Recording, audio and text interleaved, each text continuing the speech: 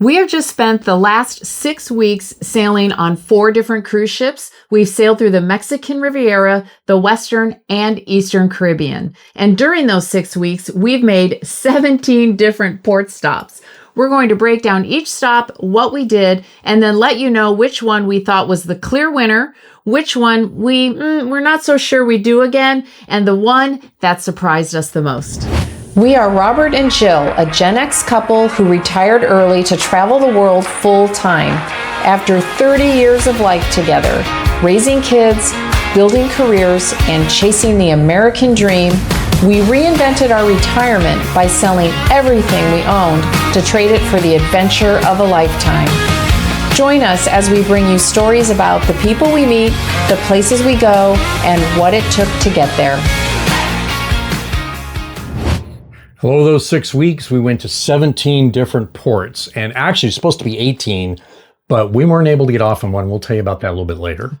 Our first cruise was on the Royal Princess, and we sailed through the Mexican Riviera and up the west coast of California.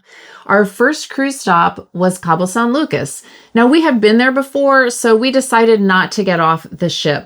We then sailed on to Mazatlan. We ended up going to a shopping area. Our tour guide, he was amazing. And I think that's partly a really strong reason why we really enjoyed that excursion so much. There was a Mexican folkloric dance and production show. Mm-hmm. And you would think by the description it was going to be kind of hokey, and it actually wasn't. It was really a lot of fun. It was very colorful.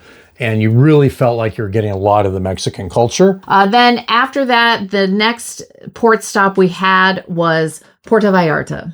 And on that excursion, we also took a tour bus and we took a drive again through the countryside. So we got to see a different part of Mexico, and we went to a coffee and tequila plantation so we could see and taste how they make coffee and tequila. Yeah. That was okay. Mm-hmm. I don't think we had the same enthusiasm from our guide there, but it was moderately interesting. And I think the family had fun, and there was some free coffee and free tequila tasting and chocolate. They had chocolate there. They had some chocolate, and they had the scorpion in the bottle too, which in the bottle of tequila. Right. Which nobody drank, but it was there. You could have. So that rounded up the first 7 days of cruising. We stayed on the Royal Princess and we said goodbye to our family, and then we went on from there. That ship took us up to San Francisco. Now, we've been there multiple times, so we decided not to get off the ship in San Francisco. Then it cruised down the west coast to Ensenada. We have been there a lot of times. A lot of times. So we decided again to not get off the ship. We had some admin to do, some YouTube to do. So we just enjoyed those 5 days at sea. From that point, we flew across the United States to the East Coast and landed in Miami, where we would prepare for another 7 days, this time in the Western Caribbean. Once we got to Miami, we boarded the MSC World America. It's a new cruise ship for us. Yeah, mega ship. It was a mega ship, and we sailed through the Western Caribbean. And our first stop was in Roatan, Honduras. Now, there was a problem in Roatan in that it was pouring rain. In fact, they canceled all the excursions, but we didn't actually have one booked anyway. Right. And because we'd been there before, we were saving our excursion money for later in our Caribbean cruise for the places we hadn't been before. Then after Roatan, we ended up going to Costa Maya. Again, we chose not to get off the ship because we had a really exciting excursion the next day. Yes, and there was also 4 different cruise ships in Costa Maya. That's right. And we're like, we're not getting off. There was like 145 million people there. So well, that was another reason we didn't actually get off the ship there. That's right. There were a lot of But we did the following day. We did. When we landed in Cozumel, Mexico, took a ferry across to Playa del Carmen, and we took our first big excursion that we've been looking forward to for a long time. And that was a trip to Chichen Itza, the Mayan ruins out there in the Yucatan Peninsula. So what was your highlight of the Chichen Itza excursion? Well, I always thought that Chichen Itza was just the one single structure. Kind of pyramid thing. The pyramid thing. And I didn't realize it's actually an entire complex, I guess you could say, of a variety of different buildings and different areas where, the Mayans lived and played and worked. And that to me was really interesting. Yeah. Obviously, the gigantic pyramid was kind of the highlight, but I also liked the snake sculptures. There were a couple of those there. I was getting some good photographic shots. So you did. That was kind of my highlight. So from there, we headed to the next stop, which was in the Bahamas, and we've been to the Bahamas before, and that was MSC's private island, Ocean Cay. Now, if you're a person that likes to lay on the beach, get some sun, have some drinks, it is the perfect port stop.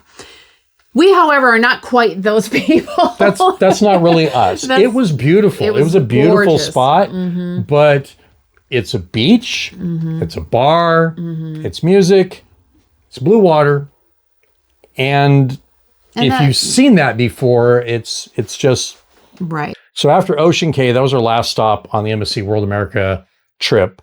And we landed back in Miami. And from there, we grabbed an Uber north, went to Fort Lauderdale, and got on the Star Princess's newest ship, for another 7 days in the Western Caribbean. The Star Princess was another 7 days through the Western Caribbean. And our first stop was, once again, Roatan, Honduras. However, we were at a different pier, a different location. We were Mahogany Beach. Yeah, Mahogany Beach, which is different than where we were the first week. We didn't have an excursion plan, but we did get off the ship in the little area, and it was very similar to the Bahamas. It was just a small little place. There was a beach, there was a bar. We did take that kind of fun gondola ride to the beach, across the bay over to the beach. So that was something. Don't know if it was quite worth the money we spent on it, but it was cool up in that little gondola because it was a hot day. Remember? Oh, it was literally cool. Yeah, yeah, because it was a hot day. Because it was a hot day. Right. So we got back on the ship, and then the Star sailed us on down to Belize. Now, we have been there before, but on this stop, we took an excursion. Right. So we went to the Lamani. Thank you. Lamani ruins, another Mayan ruins. And our last trip to Belize back in 2004 was not your favorite stop, but I think you liked this one. What did you like about this Mayan ruin stop? Well, I really liked it. We had to take a bus to a boat, and then we had to take a little boat out to the ruins. And it was just really interesting to me about the history and how this area was inhabited by a number of different countries and people and explorers from the region.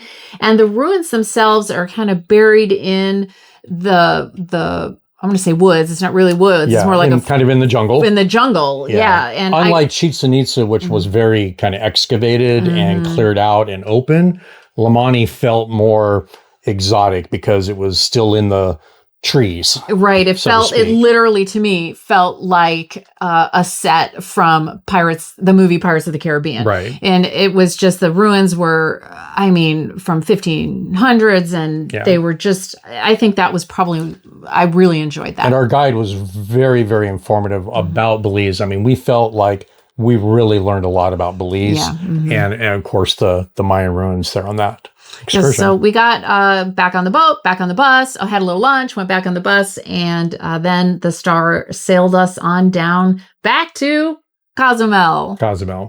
Now, when we arrived in Cozumel, we had a specific mission in Cozumel. We didn't have an excursion booked, unless you consider Jill getting her hair done as an excursion. And it sort of turned into an excursion because when we got to Cozumel, of course, we were in the wrong spot. And so we had to grab a taxi, go get your hair done.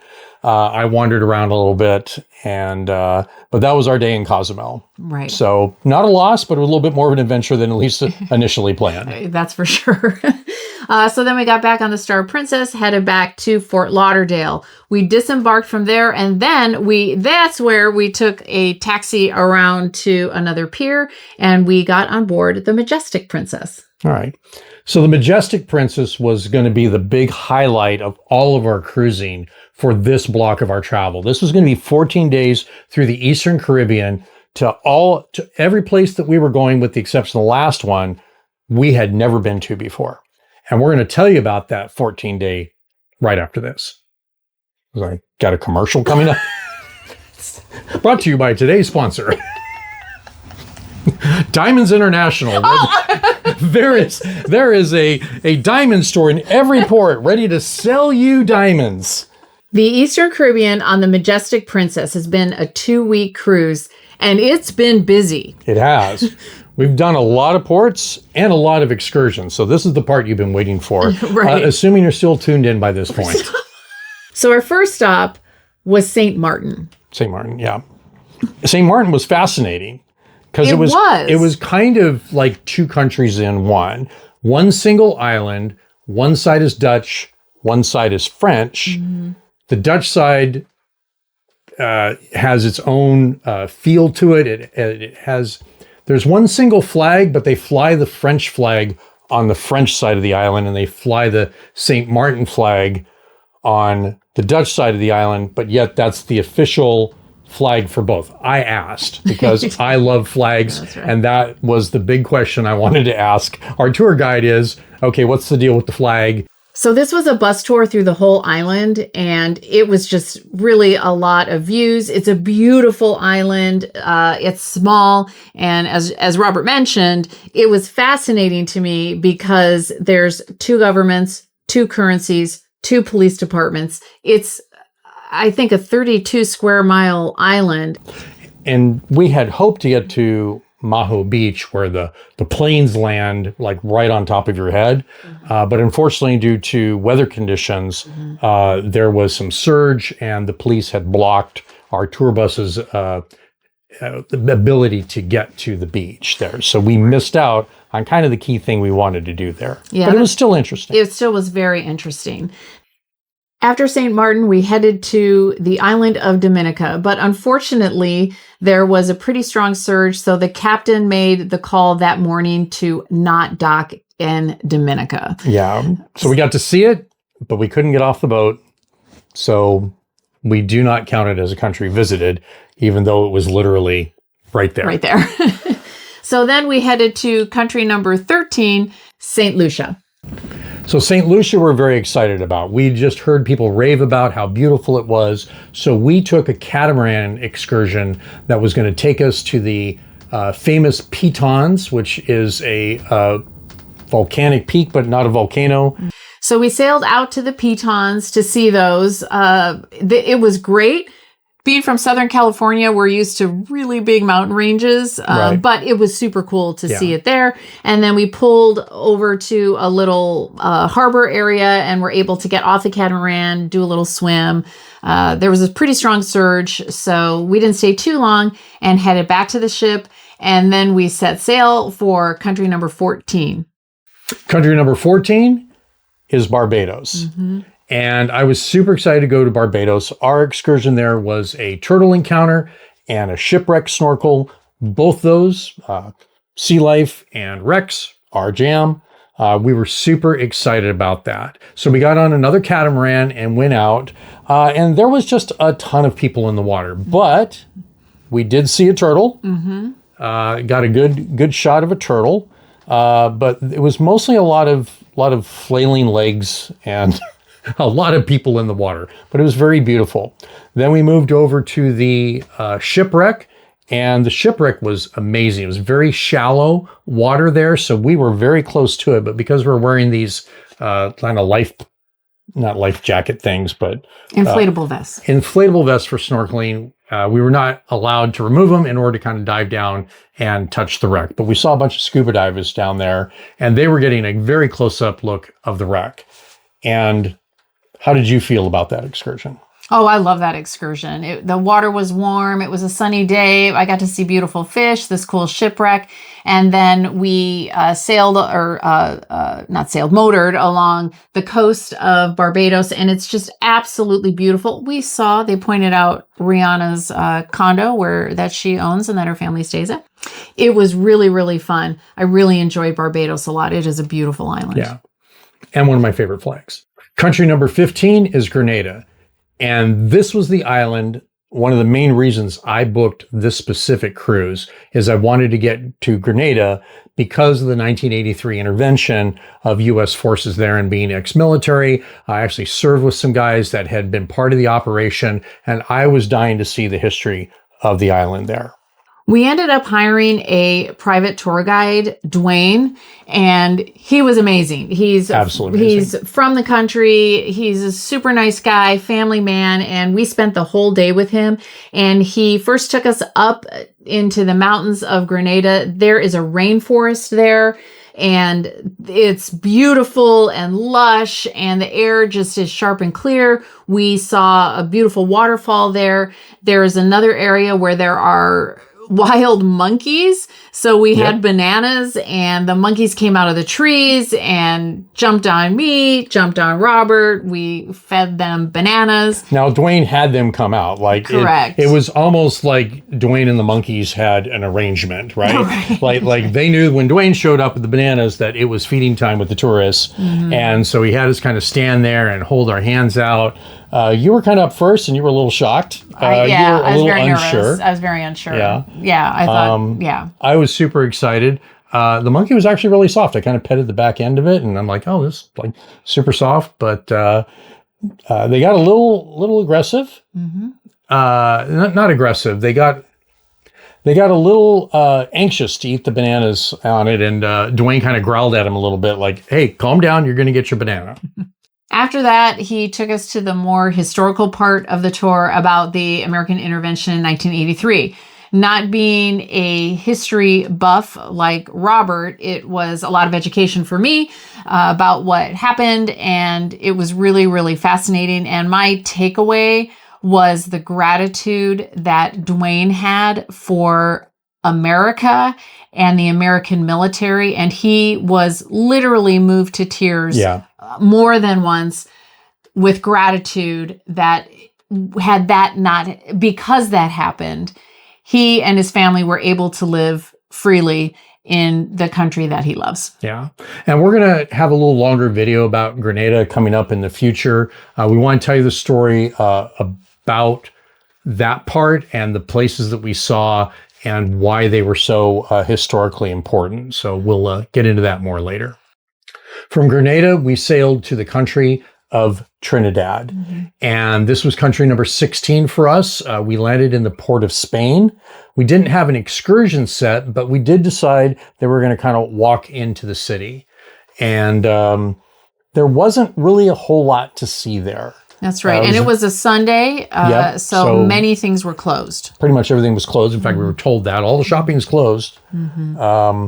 And we ended up going over to a church nearby because it was Sunday. And so we enjoyed being part of a Trinidad church community for about 2 hours. And then on our way back, we encountered a small little park that was having kind of a contest for carnival costumes.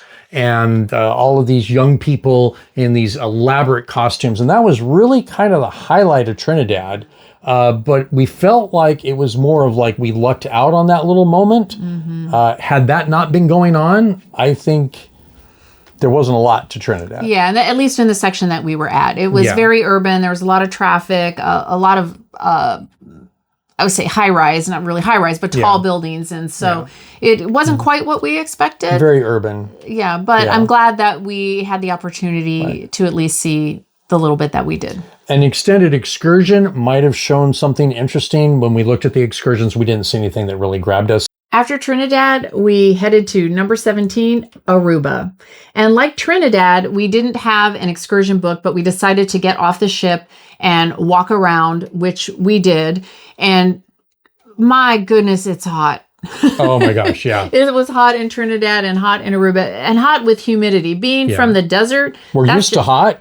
We're not used to hot and humidity. Yeah, so that really zapped us out. But I think we got a good sense of Aruba. Like Trinidad, there was it looked like there was a lot of preparation for Carnival, which is an annual celebration out in this part of the world. So there was a lot of things set up. It looked like there was going to be a parade at some point. Right. So a lot of things like that. And I liked Aruba definitely better than Trinidad because there was more scenic things to see. There was a couple more statue things. There was actually a couple of secluded little beach spots. Again, we're not a sit on the sand and dip in the water kind of people, but there were a couple of those things. It was more scenic. We stopped at a little museum, which had some things in it, kind of interesting. I got my picture next to a cannon from, I don't know, 1600s or whatever.